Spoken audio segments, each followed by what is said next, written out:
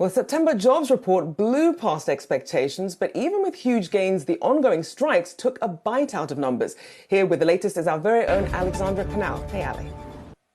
Hi, Rochelle. That's right. The Hollywood strikes registered yet another hit to the jobs report last month as the writer's strike reached its conclusion while the actors remain firmly on the picket lines. According to that data released by the BLS this morning, employment in motion picture and sound recording industries decreased by another 7,000 after falling by 17,000 in August, reflecting the impact of labor disputes. And since the strikes first began in May, employment in those industries has declined by 45,000. Now, even though we have seen the writer's strike end, the actor strike is still ongoing. The union, SAG-AFTRA, they will continue to meet with studios today after restarting negotiations earlier this week. The hope is that a conclusion can be reached soon so Hollywood can get fully back to work, because we have seen a significant impact on the U.S. economy, not just with these job numbers. Milken has estimated that the dual work stoppage will cost the U.S. economy $5 billion plus, primarily due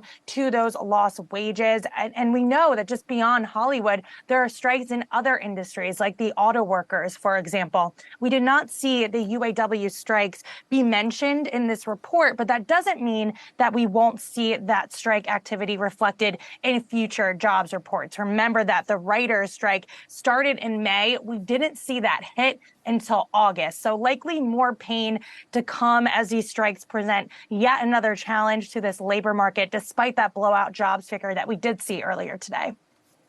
Now, Ali, October was always seen kind of as a deadline, especially for SAG-AFTRA as well as WGA, to get a deal done so you can salvage the year, so to speak. I mean, we're at October 6th right now. What's the expectation here in terms of how quickly some of the production can bounce back if SAG-AFTRA reaches an agreement?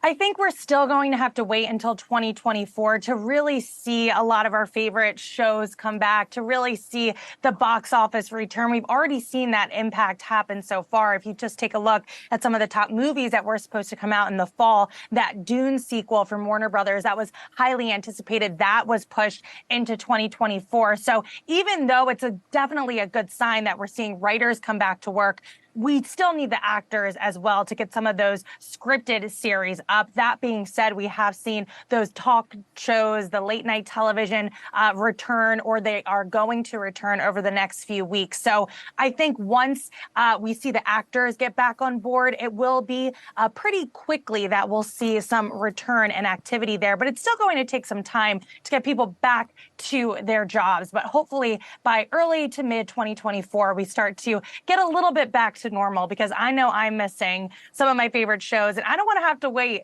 2 or 3 years to see the next season of The Summer I Turned Pretty. I mean, season 3, we got to get it going now. So I'm hopeful that we will see a return to work very soon for Hollywood.